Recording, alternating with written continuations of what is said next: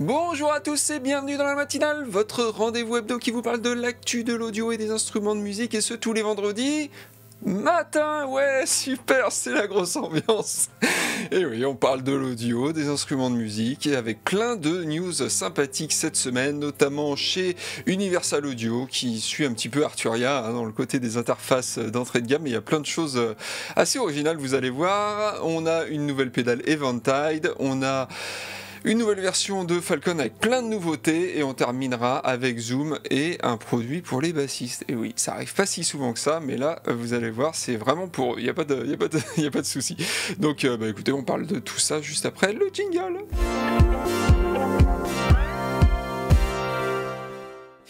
Et donc, avant d'annoncer en fin d'émission, évidemment, bah oui, j'attends la fin d'émission pour annoncer le regagnant du concours Audio-Technica, qui a gagné donc le micro que j'avais utilisé il y a 2 semaines, un AT2040, un micro spécial broadcast qui m'avait bien plu, d'une valeur de 100 €. Donc voilà, j'annoncerai à la fin d'émission du coup le nom du grand gagnant.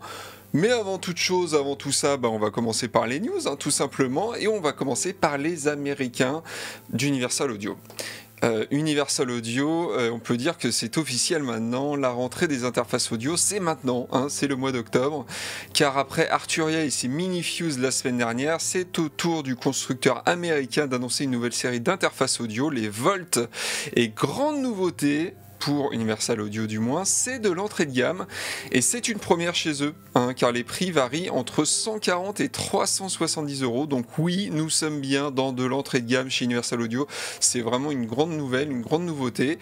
Donc il y a 5 modèles que vous voyez défiler à l'écran en ce moment même, avec d'un côté les Volt, parce que Volt, donc c'est le nom de la gamme, tout simplement. Donc il y a les Volt 1 et 2 que vous voyez à l'écran ici, au format tiers de rack, à 140 et 190 €, qui sont des interfaces audio USB d'apparence assez classique, avec respectivement 1 ou 2 préamplis micro au choix, mais à côté des réglages et podards traditionnels qu'on retrouve un petit peu partout sur les interfaces d'entrée de gamme, on aperçoit un petit bouton estampillé vintage qui est en fait la caractéristique qui les démarque de la concurrence. Pour moi, ce bouton en fait enclenche une simulation du préampli vintage à lampe de la marque, le 610, le fameux préampli vintage à lampe, afin de donner un caractère un peu plus vintage à vos prises.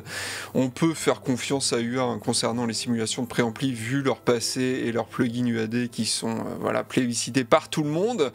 C'est donc une excellente nouvelle, surtout à ce prix-là. Sachez qu'elles sont compatibles iOS, Mac et Windows, et sont livrées avec des plugins Softube, dont l'ampli Marshall, un ampli Marshall, et elles sont livrées avec Ableton Live 11 Lite, Melodyne Essential, un ampli basse, c'est le côté, excusez-moi alsacien qui remonte, un ampli basse virtuel en PEG, une reverb type Lexicon 480, les virtual drummers et bassistes de UJam, et Labs de Spitfire Audio, donc un petit bundle très sympathique. Et il y a, vous les avez vu aussi défiler avec leur joli côté en bois, 3 autres interfaces qui sont dénommées elles 176, 276 et 476, qui sont respectivement à 250, 300 et 370 €. Elles intègrent 1 ou 2 préamplis, elles sont au format desktop cette fois-ci, donc avec les boutons au-dessus, et ont des flancs en bois. Donc comme vous avez pu le voir sur les photos qui défilent, ainsi que des petits vumètres à LED sur le dessus, donc, et elle se démarque par l'intégration, en plus de la simulation de préampli 610 qu'on a sur les précédentes. Donc, il y a donc en plus une simulation du fameux compresseur analogique, le 1176 d'Universal Audio toujours. Alors on n'a pas accès à tous les réglages, comme sur un bon vieux plugin qui existe d'ailleurs chez UA avec les plugins UAD. On a le droit ici à 3 presets, un pour la voix, un pour la guitare et un dénommé fast, donc avec des temps d'attaque et de relâchement un petit peu plus rapides. Donc clairement on part sur une utilisation simple et efficace. On n'a pas donc accès au réglage classique, mais moi je trouve ça plutôt intelligent vu que ce sont quand même des interfaces d'entrée de gamme. Donc ce sont au final les premières interfaces audio sans DSP UAD intégrées chez UA, mais UA je trouve a fait les choses de manière assez originale et intelligente. Il reste à voir en pratique, mais ça, vous le savez, le côté pratique, on verra ça dans les tests qui seront sur votre site Audiofanzine comme d'habitude.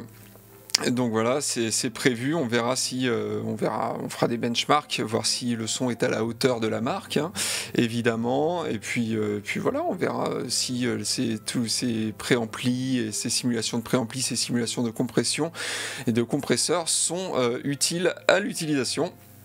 Donc voilà, petite info en plus aussi, elles sont alimentées en USB-C, donc auto-alimentées, donc pas besoin de bloc secteur, et elles ont aussi des entrées-sorties MIDI au format DIN 5 broches, donc voilà, les bons vieux formats DIN, ça peut plaire à certains. Donc voilà, bah écoutez, on continue avec une autre marque américaine, et cette fois-ci c'est Eventide qui continue de sortir ses algos en pédale, et c'est cette fois-ci le Tricera-Chorus qui fait son apparition dans le même boîtier hein, que les pédales précédentes qui étaient la Ultra Tap, la Micro Pitch et la Black Hole, mais avec cette fois-ci une couleur verte.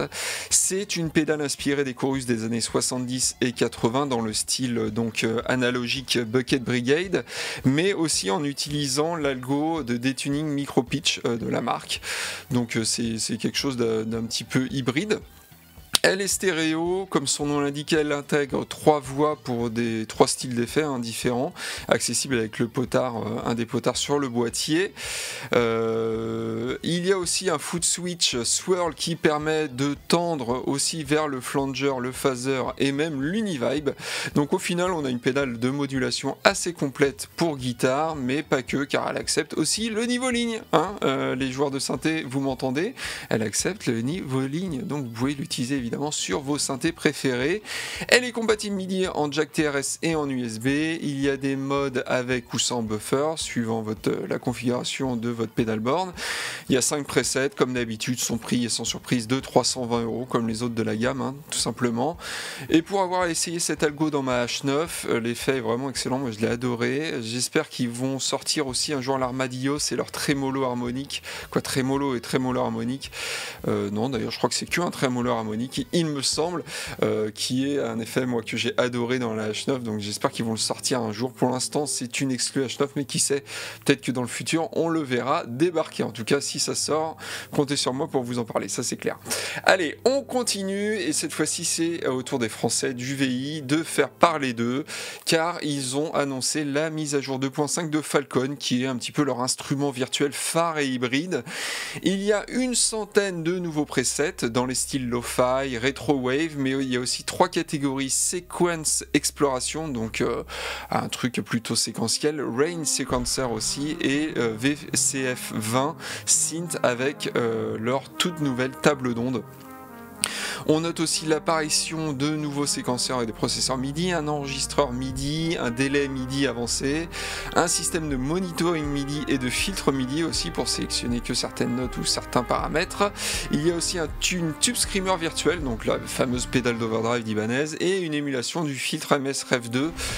Donc voilà, pour finir, il y a 2 nouveaux modulateurs, un multi-LFO qui peut combiner plusieurs formes d'ondes, et Smooth Random, un LFO aléatoire à évolution progressive. Donc ça c'est pas mal pour faire des grandes nappes très longues qui évoluent tout doucement, mais de manière très progressive. La mise à jour, évidemment, elle est gratuite pour tous ceux qui ont Falcon 2, et en ce moment, le plugin est à 244 € sur le site du VI à la place de 349. Donc voilà, c'est peut-être le moment ou jamais, avec toutes ces nouvelles caractéristiques, toutes ces nouvelles features, de passer à la caisse.